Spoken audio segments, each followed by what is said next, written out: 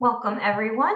Thank you so much for joining us for the 72nd Annual All-America City Awards. My name is Rebecca Trout, and I am the Program Director of the All-America City Awards here at the National Civic League. We are thrilled that you have joined us to learn from and celebrate this year's finalists. They really do represent the best in American civic innovation. I encourage you to stay tuned over the next coming days to listen to their projects, to the jury, and hear how they are collaboratively and innovatively solving problems at the local level. This year's event theme is building equitable and resilient communities. And with that, of course, sustainability plays a big role. So we're excited for today's pre-recorded workshop where we will be joined by the U.S. Green Building Council and 2 lead cities to talk about this conversation.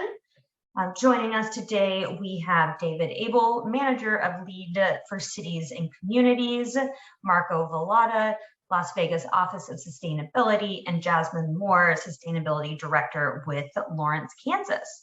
They're excited to talk to you about their programs and what their communities are doing to enhance sustainability. And we'll go ahead and get started with David. David, the floor is yours. Hi, thanks Rebecca. Thanks everybody for joining the virtual summit. I'm going to spend some time today sharing with you about the League for Cities program. So let me pull my slides up.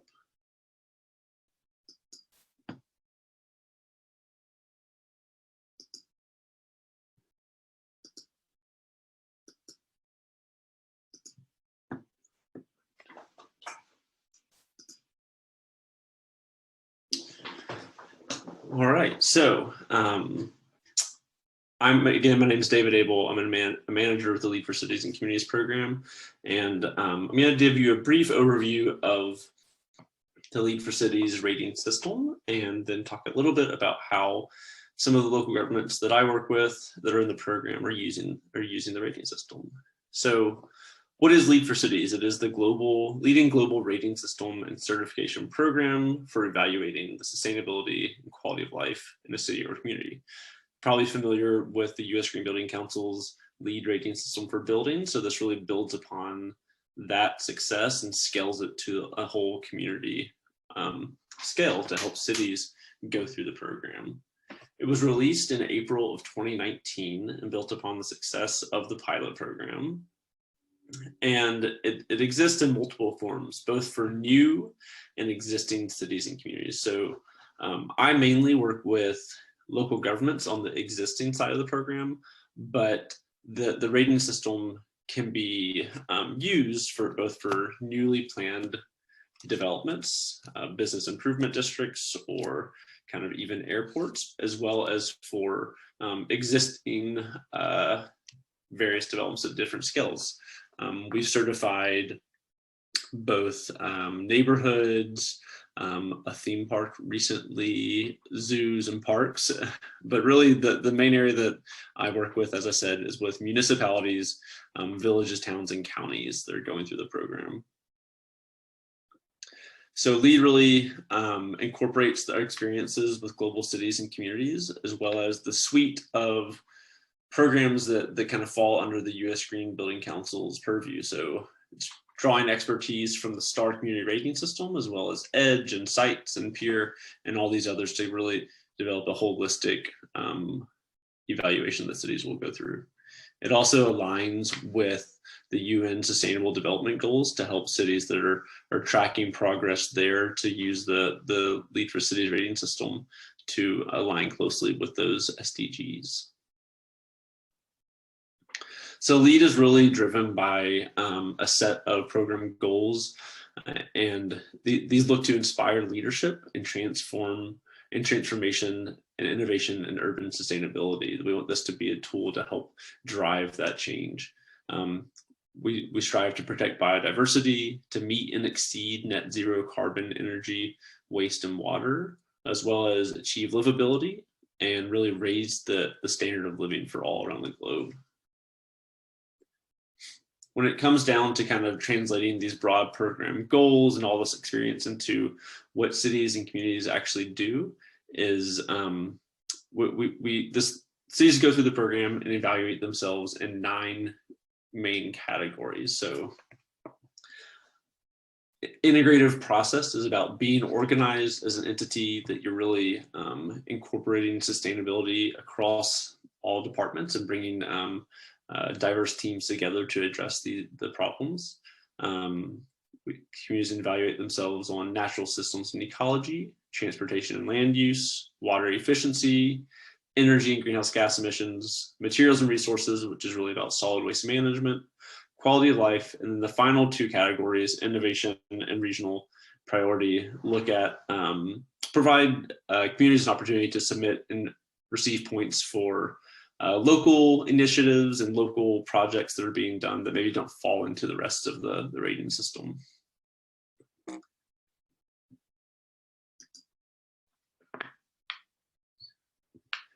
So within those categories,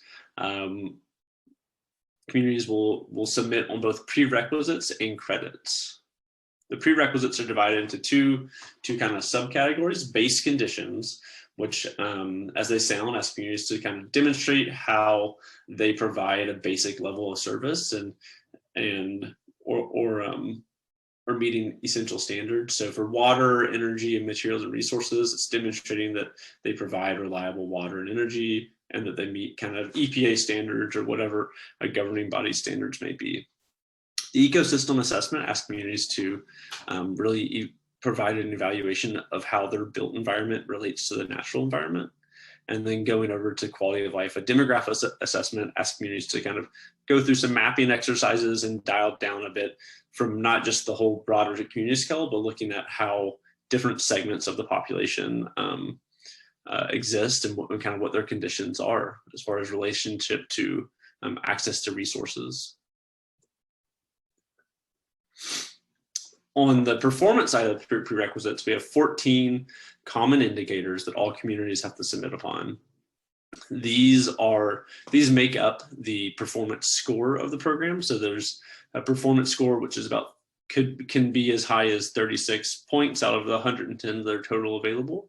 And communities submit upon, for transportation, it's VMT, vehicle miles traveled. Water is water consumption. Energy, greenhouse gas emissions per capita. Waste is both waste generated as well as diverted. And then the quality of life category, we have indicators related to education, equitability, prosperity, and health and safety. These are all standard metrics the communities submit upon, and so that it's kind of a common area for comparison. Dialing down to the credits, which make up the bulk of the points in the rating system, is, again, these kind of come in multiple forms and sometimes can be a combination. So credits can be outcome-based or strategy-based. An outcome-based credit would be our green spaces credit, which asks communities to demonstrate that I think around at least 70% of residents live within a half-mile walk distance to a park. So they're really providing not just an equitable dispersion of green space to all residents. And then on the strategy side, this is looking at what plans and policies are in place that help really drive performance. So things like our resilience planning credit looks at adaptation and mitigation plans that are in place. And then we have a housing and transportation affordability credit that looks at housing policies that help increase affordable housing. Overall, the rating system is a holistic approach to performance. The communities really want to use this performance score to help improve and also compare themselves to others, and really drive the adoption and implementation of high impact strategies to improve performance over time. The intention is that communities would recertify every 5 years and really improve in between those evaluations. So as I said, this is an opportunity for communities to evaluate local conditions, to benchmark performance with peers, and to really demonstrate progress over time and celebrate. You know, I think it's important that we take time to celebrate achievements. You know, we're all such goal oriented and trying to address solutions to kind of these enormous problems that we're facing. But I think it's important to acknowledge the hard work, that happens along the way, and yeah, take a moment to reflect and then to keep working at improvement. So switching over to kind of how and where the program is being used, we have over 220 registered projects and 120 certifications across the globe. And 2 of them are with us today, which is nice to hear from them after I'm done. But so what are local governments doing with their results? We're seeing several communities really use this framework, as the Lead for Cities framework, as a structure around which to support a planning effort, whether it's a master plan, a climate action plan, a strategic plan. That the framework aligns nicely with how communities want to develop these plans and communicate with their residents. We're seeing it as a tool to communicate progress along the way. You know that in the city of Santa Fe, they developed a report after they certified, which really helped to kind of define these broader sustainability goals they had as a city. That the Lead for Cities certification, the quantified kind of aspects of it, allowed them to kind of show their success over these broader goals they'd had over time. We're seeing cities use the data to drive decision-making on climate, equity, health, and sustainability. Again, using it to help identify future gaps and prioritize investment and plan for the future, and really using it as a point in time to bring stakeholders together to catalyze action. That oftentimes the Office of Sustainability might be the one that goes through this process and leads the effort, but we're seeing a lot of success of bringing those diverse stakeholders together that you need to have in place to gather the data, and showing them what their role is in the broader scheme of things. And so it's really a capacity building exercise that helps communities be even more successful after they go through the program. So I am going to pass things over to Marco Velotta with the City of Las Vegas to let him dive in a bit more about the work that they're doing down there. And I'll be happy to, I think we'll have maybe a little bit of a discussion at the end. So thank you for your time.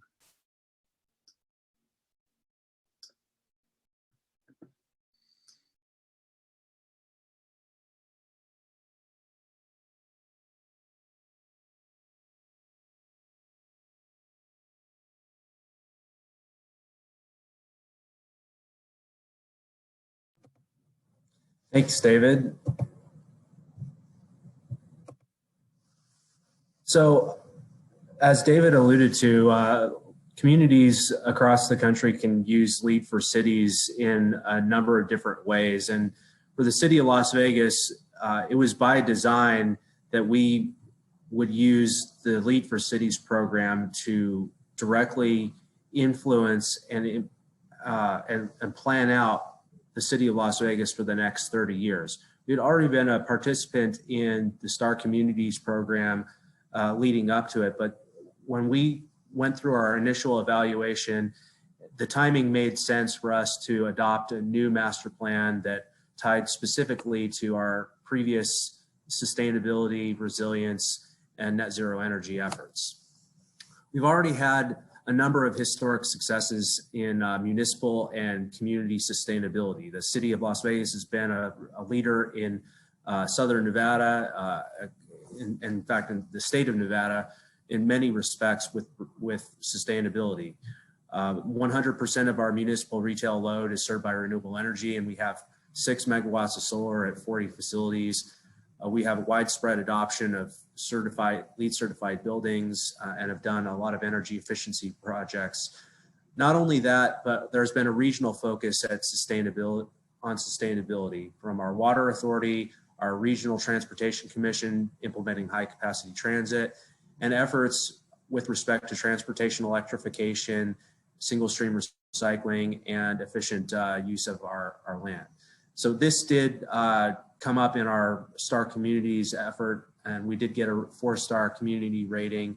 And because of that, we had a resolution to adopt a new master plan. And some of that was highlighted in our All-America City Award in 2018, specifically in downtown Las Vegas in our West Side School. As mentioned, because we've had this long-standing commitment to LEED certification, we've already had quite a bit of experience with how the LEED rating system worked. And because of how the master plan was envisioned to be constructed, we decided that this made a lot of sense for us. We needed to tie a program together with this effort to really exemplify how our guiding principles of resilience, innovation, equity, livability, and how they would ultimately come together to set new goals and targets over the next 30 years. So the 2050 master plan does develop this clear vision and framework for the future of Las Vegas with implementation-oriented guidelines that are clear and adaptable to change. And we involved the public pre-pandemic and post-pandemic so that we got broad support from across the community. Through much of the LEED for Cities process, we were able to align with statutory requirements and look specifically at things within the LEED for Cities program that align with what was required of a master plan.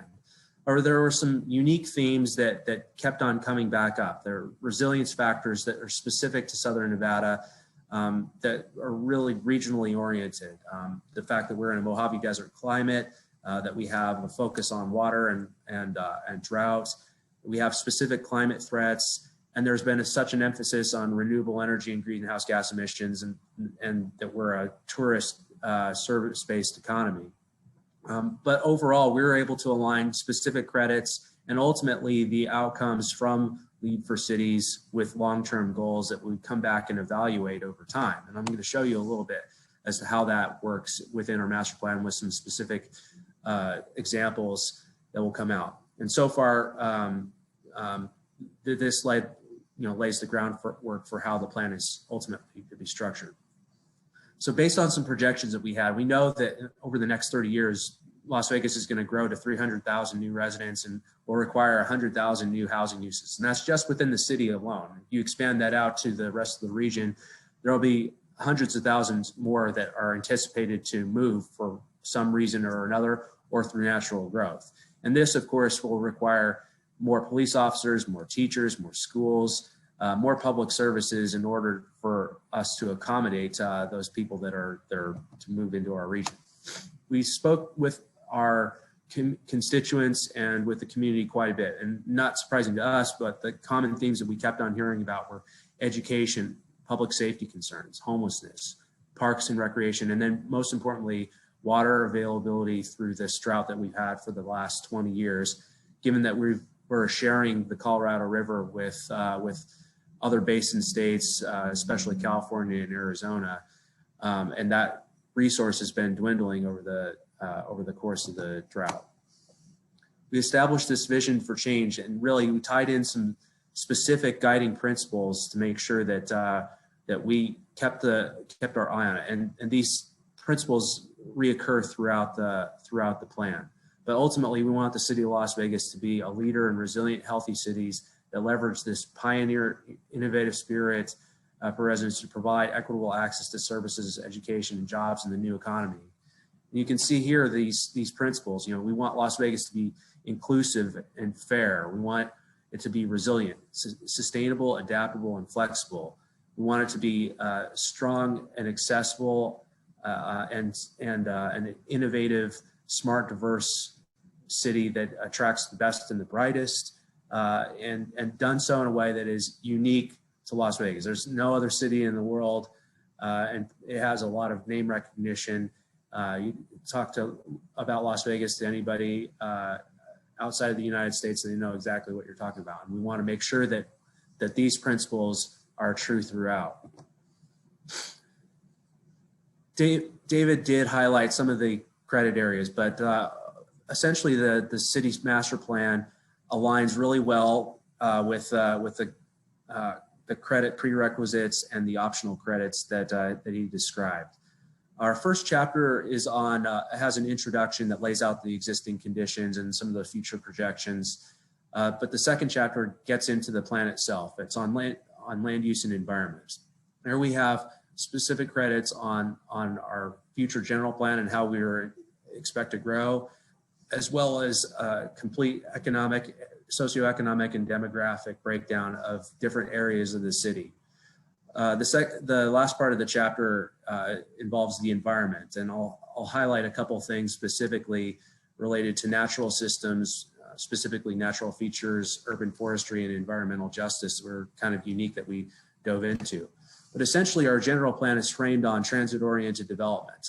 We're not going to be able to expand outward much more, and this plan is very much about growing up rather than growing out, and preventing sprawl that has been going on. We are confined by topography and federal lands, but this general plan really is anticipated to prioritize transit corridors through a new high-capacity transit system with bus rapid transit and light rail, with specific focused development on specific corridors and intersections. Ultimately, we want to tie major regional centers such as the Strip and then downtown Las Vegas with suburban parts of the city, as well as other major regional centers that are outside of our city limits, including the Nellis Air Force Base and then the city of Henderson and city of North Las Vegas that surround us. But essentially, you can see these areas in purple are connected by these corridors in red, where we have transit-oriented development anticipated to occur. Here is an example of and an excerpt of one of our goals from a plan. You can see in the bottom here how urban forestry, in this case, links to equity, resilience, health, livability, and innovation.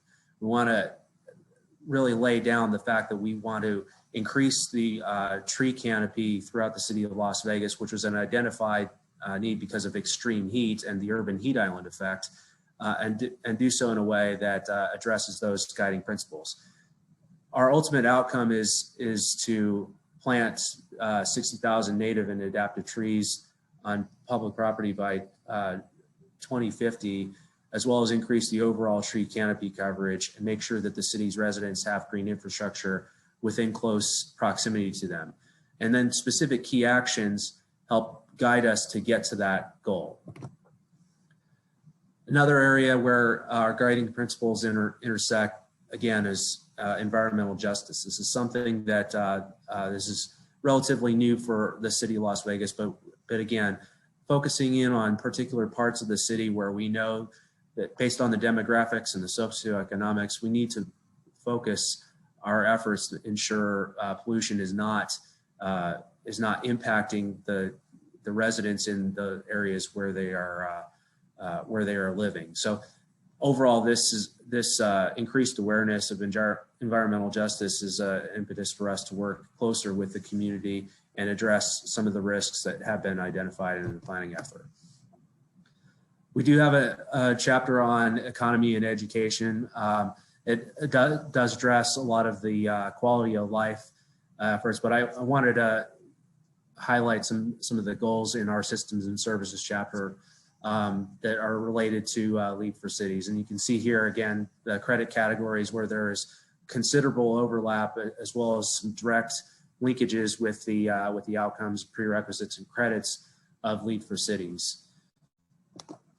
We did a complete hazard and vulnerability assessment of the city of Las Vegas. And again, with respect to resilience, the hazards in Southern Nevada are much different than they are in coastal communities and other places. I mean, where there's much more of a focus on drought, and being a desert city, the risks for extreme heat and drought are much different. They're a lot slower moving than they are other hazards. So we did address how we can not only increase our adaptive capacity, but also address some of the sensitive populations and some of the specific risks in Southern Nevada. We've done quite a bit with respect to renewable energy production, and that's tied again to greenhouse gas emissions reduction. This is really been driven by decades of legislative policy that continue to be changed even to this day as our Nevada legislature is in session in Carson City. But this ultimately has increased the potential for clean energy investment with linking other parts of the state with geothermal and solar power. We're able to get to a point where our primary utility, NV Energy, will be providing half of the region's energy supply with clean resources by 2030. But then the question is what happens after that? And again, that's tied to greenhouse gas emissions and transportation electrification, which are things that the master plan addresses and that we're looking to work on given even situations with increasing vehicle miles traveled. But to get around that, our transportation and land use plan comes back into the picture again, where we really are focusing on complete streets and improving our jobs housing balance through that transit-oriented development, really trying to shift modes so people are driving less, using public transportation more, and other modes of transportation. And those things are addressed within the master plan. And as you can see here, there's a number of opportunities and challenges that we look through to try to address those things, because ultimately it comes back to greenhouse gas emissions and reducing them. Well, we've done considerable work already on reducing or eliminating emissions in Southern Nevada and throughout our state. We've been diligent on trying to get the next biggest sector, which is transportation-based emissions. Those efforts are going to continue through local government action, and really that's what this 2050 master plan looks at. And you can see already by doing Lead for Cities, we've been able to track our emissions over time, and we've seen that our community-based emissions have grown and shifted considerably. I'll leave off on drought because that's one of the questions that we get a lot of. We have a limited water supply, but even though our population has been growing over time, we've taken this regional priority and really focused attention to how we can address it on a per person per day basis. Even though we have millions of visitors here, the biggest usage is single family residential use. However, it turns out that multifamily residential has some economies of scale in which not as much water is consumed per person per day.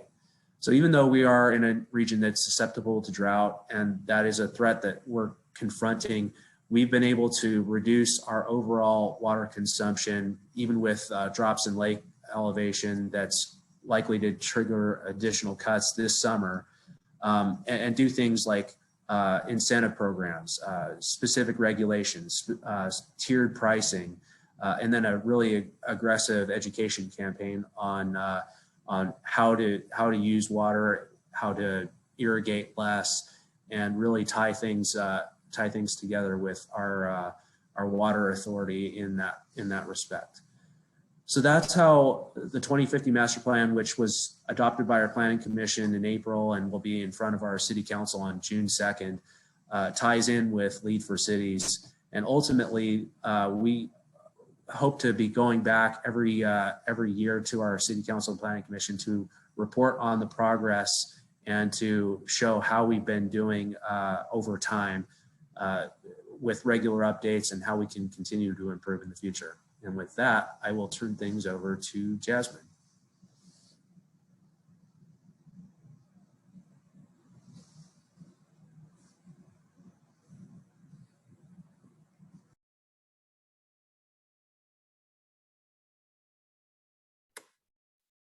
Thanks, Marco. My name is Jasmine Moore, and I'm the Sustainability Director of Lawrence, Kansas, and Douglas County, Kansas.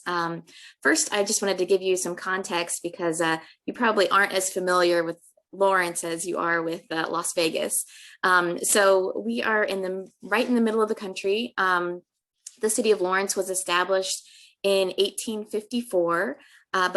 But before then, we know that it was the home to the Kickapoo, the Kaw, and the Osage nations. The population currently is about 100,000 people. We're in 36 or 34 square miles, and we are home to Haskell Indian Nations University and the University of Kansas. So we have a very strong university feel to us, and I imagine that some of those that are watching now will identify as college towns or communities with a strong university presence. Our median age is 29, and our median family income is about $68,000 a year. And in terms of politics, we are the blueberry in the tomato soup of the state of Kansas. So I thought that was important context to know before we get into the presentation today. So the story related to Lead for Cities for the City of Lawrence started with STAR community ratings as well. So let's see. Several years ago, we came together as a community and saw the value in the STAR community rating system. Instead of recreating measures for how sustainable we were, decided to use this standardized system to measure that. And as a result, we were awarded a 4-star community rating. And we were the first in the state of Kansas to receive that rating. As you can imagine, we're very high in terms of education and arts, but when you go down to the areas of opportunity for us, that's where equity and empowerment come in. So this was a really valuable tool to elevate and identify the areas that we had really strong performance in, but also equally as important, saw the areas that we needed to do work in. And so, that was the economy and jobs, the natural systems, and the equity and empowerment. I wanted to also say that through the process of, going through the certification for the STAR community, we were able to bring stakeholders together in a way around the topic of sustainability that we had not before. And so, whereas previously the focus was really on the environmental sustainability aspects, the STAR rating conversation helped to bring new people to the table because everyone can see themselves in this. And Marco talked about it, and David talked about it as well. This is really about quality of life. And so in that frame, it was a lot easier to get people to the table than just talking about this as a sustainability effort, even though we all know that sustainability is all encompassing. Oftentimes, especially at the beginning of the STAR community rating system, sustainability was often associated with just the environmental components. So that was a really big value for us, was to allow people to see themselves in the story of sustainability for the city of Lawrence. So since then, we have evolved, and we are currently in the process of developing a strategic plan for the city of Lawrence. And unlike Marco's plan that's looking at decades into the future, our strategic plan is really looking at these next 5 to 7 years. And we do have a fairly new city manager. And so this was one of the things that he felt really strongly about coming into the city of Lawrence was, what is our plan to move forward so that we can be very directed with our resources that we're dedicating and being responsible with the tax dollars that our residents are entrusting us with. And so the reason for the time period of 5 to 7 was so that it would transcend the election cycle. We have a system, a commission-based system, and so we don't have a mayor that's elected. We have 5 commissioners that are elected, and then the mayor changes from year to year within those commissioners. And so you can imagine, you have a year as a mayor, it's hard to get anything moving with any momentum. And so this plan is really designed to say, okay, here's where we're trying to go as a community in these next 5 to 7 years. And it doesn't matter who the mayor is. We've all agreed that this is the direction that we're going. The other thing that I wanted to highlight was that we had over 3,000 people participate in the development of our strategic plan. And that was very important because we knew that if this was created just by the city manager who was new, or by city staff or just by the current commission, that we would have that challenge of, okay, when there's a new commission, what are, will they really buy into the strategic plan or not? Or if it was a staff-led process, then there's this lack of trust between government and the population at large. And so it was really key that we had a large spread opportunity to get anyone involved. We went to people instead of asking them to come to us. So we went and hosted conversations in schools, in churches, in Rotary clubs, bike clubs, whatever group was already assembled, we went to them. The process started before the pandemic, and then I think it was about 3 months into the pandemic, we said, let's go back out to the public to see if if the values that they identified pre-pandemic still make sense for our community in the midst of a pandemic, especially because this is, 5 to 7 years. We know that we're still going to be recovering from the pandemic during that time. And so we went back into communities virtually to get feedback and got affirmation that we were headed in the right direction. So through this process, we identified 5 outcomes in terms of what are we doing as a city? Where do we want to go? And then we also identified 6 commitment areas, which identified how we are going to do that. So this was something that showed up in the community conversations, that the community felt like equity needed to be a driving force in decision making.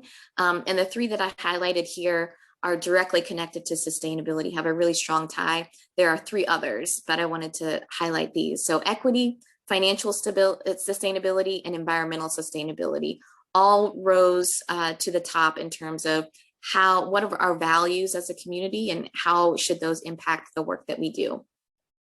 So the really powerful and exciting thing about our strategic plan is that, oftentimes we hear of a plan that's created and then sits on a shelf and then is dusted off whenever someone needs to justify something that they're doing. This is designed to be an active strategic plan so that it is directly impacting the resources that we allocate as a city, both in terms of money and staff. So we are in the process currently to develop the budget for the 2022 cycle. And our city manager and our commission is expecting every budget item to have a direct correlation to the strategic plan outcome. And within those needs to have the framework of equity, financial sustainability, and environmental sustainability. So this is a big shift from what we are used to doing as a city. And so this is going to be a really transformational opportunity, but it's also going to be a tough transition, especially as city staff. We were all stretched really thin this last year. And so asking for this type of transformational change is a challenge, but I think that it will ultimately be worth it for sure. So I wanted to just give you a sense of what we meant when we talked about these different commitments, because it's easy to say equity, but it's harder to really define what that means and to think about what that means in practice. And so for each of these 3, the text immediately under the heading is, okay, what do we mean? What's the description? And then the text at the bottom describes how we will do that. So for example, for equity and inclusion, what we mean by that is the fair and impartial delivery of services so that no group is disadvantaged or burdened, along with having inclusive representation and participation for all. And then, okay, what does that really look like? Inclusion and racial equity drive the culture of our organization and our community. When we intentionally prioritize race, it can no longer be used to predict life outcomes, and outcomes are improved for all. We remove systemic barriers to reconcile historic injustices and their continued presence in our work. So these are very aspirational, and I don't want to give anyone the impression that we're already here. This is where we want to get to. And so the action steps and the strategies are really important to help us stay accountable to what we say we're about. So within each of the outcome areas, and there are 5, and I think you'll find that they look very similar to most cities' strategic plans. We are in the process of developing those key performance indicators, and that's where the connection with Lead for Cities and our previous experience with the STAR community rating system comes in, because we wanted to look for industry standards and not recreate some measurements for our goals. And so we looked at the Lead for Cities framework, we looked at the STAR communities framework to identify what are the key performance indicators that we can integrate into our strategic plan, so that those are going to be automatically tracked every year. And so that way, when it's time to recertify for Lead for Cities, it will be easy to pull those same numbers because we're already tracking them. And then, like I said, we're looking for an alignment. We're not trying to duplicate any processes. And so, for example, I just pulled some of the ones that related to some of the Lead for Cities work. One of them was the number or percentage of buildings owned or operated by local government that are LEED certified or other green building certified. LEED already had that as a standard, so we can just pull that over to our measurements. There are some that the Lead for Cities framework was a little too technical for what we wanted to do for just our high level key performance indicators. But we know that within each outcome, there's strategies and there's measures and metrics that we'll need to track that more closely align with the Lead for Cities. But one example is related to green infrastructure. So for our high level key performance indicator, we'll have acres of land used for green infrastructure for the whole city. And within that, we'll probably be using something very close to the LEED measure, which is related to, a percentage of the jurisdiction land has been designated for green stormwater infrastructure related to biotension or infiltration. So that's just an example of how we use that Lead Cities framework to inform our key performance indicators. Sometimes we had to level it up, but knowing that we'll have those metrics that will help us with some of the strategy areas. Another one is related to our key performance indicator is related to the percentage of public infrastructure projects that account for climate adaptations. That's like a version of several, a few of the Lead for Cities measurements, and that can roll up into a measurement like that. So I wanted to give a few examples of some projects underway. And like I said, the plan, we have our high level plan and we're still doing strategies, but there are a few things that are in progress that are exciting to report.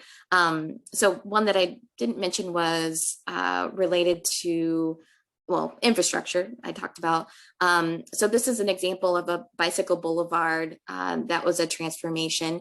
And one of the strategies that we will be implementing is having our capital improvements plan process account for equity and environmental sustainability in the scoring of those projects. And so this is an example where this bicycle boulevard would rank much higher than just a signal replacement at this intersection or adding a stop sign at this intersection. And so we are starting to apply the principles that we want to see in our strategic plan into where we have leverage, which is our capital improvements plan. And so we're applying that scoring to projects like that. And then wanted to highlight that our transit facility is taking cues from the environmental sustainability commitment and the equity commitment, and they're actually redesigning their route structure, and they're designing and will be building soon a transfer facility. So it's been decades since our bus system has been evaluated holistically, and so this is an opportunity to take the framework that we talked about for Lead for Cities and the STAR community rating system on top of what we can do in the next 5 years for our strategic plan. And this process is already underway. I also wanted to highlight that a large part of the Lead for Cities portfolio is energy and carbon reduction, emissions reduction. And so the City of Lawrence has adopted very similar ambitious goals related to carbon emission reductions and renewable energy. And so I was really excited to report that last month, our local electricity utility announced that they are closing the coal power plant that's in our community as a part of its plan to cut carbon emissions, which is in alignment with the goals that the City Commission set, previous to this. But our community said we want to get to 100% renewable for both our city operations and our community wide. And I'll make the assumption that our utility took that cue and is starting to identify that transition as well. And then I also added here that we are in the process of starting a climate action plan for our community, updating it. It also hasn't been revisited in about a decade. And so we're hoping to take some of the actions out of in alignment with the strategic plan, as well as some of our longer term actions that are in the comprehensive plan, in combination with our regional work. We're close to the Kansas City metro area, and there's regional work happening there. And so there's an opportunity to say, okay, what's our locally specific work that we need to do at the county level and the city level as it relates to climate, and anticipate that we'll also be using Lead for Cities framework as a resource for that. So to wrap up, I just wanted to highlight some lessons learned in the planning process. One, buy-in from the highest levels is necessary. So we had our city manager and each of the city commissioners as a champion for this transformation in this process. Even for the STAR community rating system, we had staff working on it, but it was only because we had the support of the highest level staff to engage in the process, because it takes such collaboration with many departments and external partners. If we didn't have the support of our city manager and our city commission, there's no way that staff could have done this on our own. The second point is related to public engagement, and Marco spoke to this as well, the importance of it. We needed the public engagement partly because we needed to help the public keep us accountable to what we said we wanted to do. So, so that 3,000 number that I mentioned earlier, we fully expect that a large percentage of of those folks will stay engaged in the process and will say, oh, we did that a year ago. They came and asked us what we wanted. What did they do with that information? And what's the report on that? Are they making progress on that? The third is, I alluded to earlier, the tracking, measuring, and reporting, that takes resources. And oftentimes that's a new resource or a shifting resource when it comes to staff time or to financial resources. And so that's an important thing to keep in mind at the front end, so that you're not expecting someone to take on a process that is an ongoing reporting process on top of what they're already doing. It may require reprioritization of priorities to take something off of their plate, or to think about what other resources are available within the organization.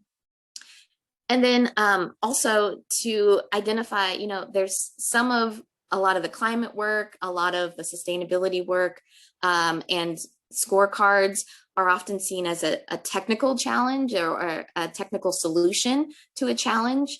And sometimes that works out perfectly. And it works very nicely when we're talking about like public infrastructure that needs to be rehauled. So you think of like a broken sewer main that needs immediate action, and you know exactly what needs to happen to fix that. With some of these more transformational changes, we need some adaptive approaches. And so even switching to a framework of incorporating equity and environmental sustainability into decision making, that might seem like, oh, we already have the checklist, let's just apply it.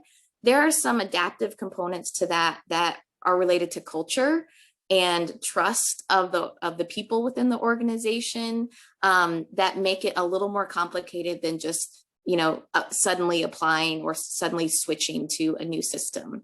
And so, you know, some of the questions are related to that are, is there a collective purpose as an organization, or is this seen as one person wanting to move something forward?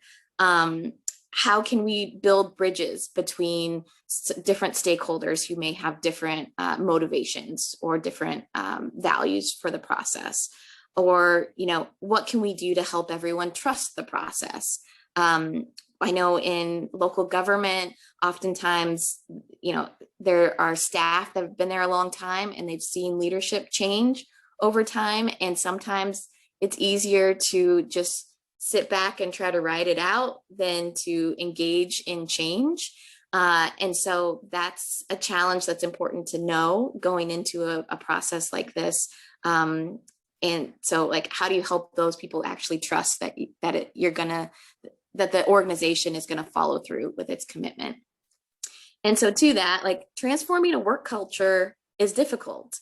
And some of the things that we're talking about are transformational, you know, thinking about moving from traditional stormwater to green infrastructure. That's a different type of engineering. And so that type of transition is gonna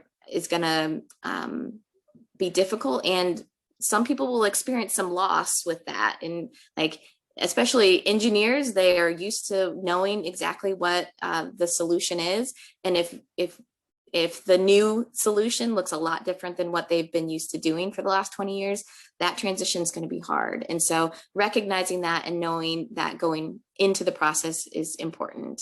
And then I just wanted to leave with, you know, I am really excited about the work that's happening in this space, because I think the potential for this transformational change is totally worth the effort to get there. So even though we know that it's going to require to doing things differently than a lot of governments are designed to work, I think we're at a point where, especially in this pandemic, has shown us that we have the ability to make change quickly when we need to. And so it's, and often it's worth it. And so I'm excited to see, you know, how Lead for Cities is transforming communities, and the other work that's closely associated with it.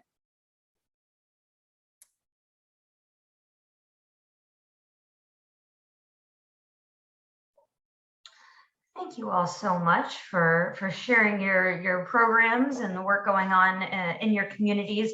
Just have a couple of minutes, and I wanted to ask just a few questions that popped in my mind as you were presenting.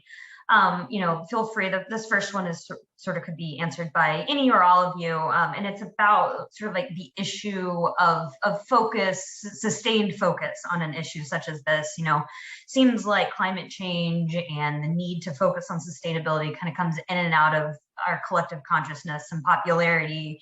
And how do you deal with, you know, climate change is not going away. It's something that is going to take sustained effort over long periods of time. So how do you kind of maintain your community's focus on this issue in those times when interest might wane or political will is low, or there are just other more obvious apparent needs?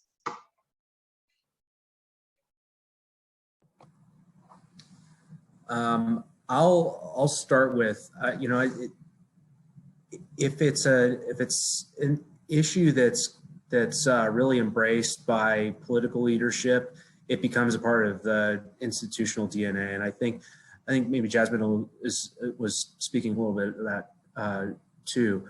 I think that once something has kind of taken root and there is a real emphasis for it, it just becomes the practice and the way. And because there was a decision that was made by our mayor and city council, you know, a decade and a half ago to really commit to renewable energy and green building. I mean, we pretty much have built all of our facilities with solar and to LEED standards. That carried forward, in the master plan process. When you have a big problem, a wicked problem that doesn't have easy solutions to it, such as climate or drought or something like that. I mean, it's just kind of ever present, and it's really keep coming back to those solutions that need to get us to address the problems day over day, week over week, year over year, because it's not going to go away anytime soon. With the drought, I mean, that we have constant reminders on that. With extreme heat, go out during the summer and people will feel it. When you have flash flooding or something, that comes up periodically, being prepared for it and what to do and where to go and how to handle it. That's, it's a message that keeps on coming up. This is Jasmine. I would just add to that, just figuring out how to make it relevant to people's lives. So Marco, mentioned some of the extreme weather conditions that they have in Las Vegas. In Lawrence, our concerns are extreme flooding, drought, and extreme heat. And so, a couple years ago, we had extreme flooding that was intense over a series of just a few days, and it shut down roads. And so just inviting people to think about, okay, when that flooding happened, like, how did that impact how you got around, like lived your day, your life day to day. And so getting people to realize, yeah, actually I couldn't go to work because the road was shut down and my kids couldn't go to school, and what are the implications for that? And so inviting people to think about, personalizing it so that it becomes relevant. And, we also acknowledge that talking about it in the context of climate, you don't have to do that.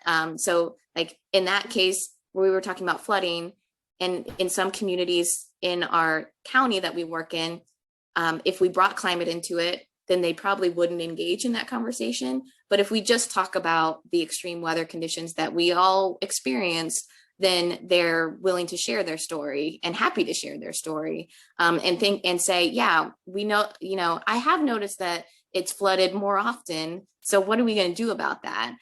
So I think that's also important, is like realizing what are the values of your stakeholders, people that you're working with, and they don't, you have a common you might have a common purpose, but coming at it from different angles. That makes a lot of sense. And I'm hearing sort of embedding it in the culture of your city and your organization, and also sort of depoliticizing it and bringing it down to the individual level is key.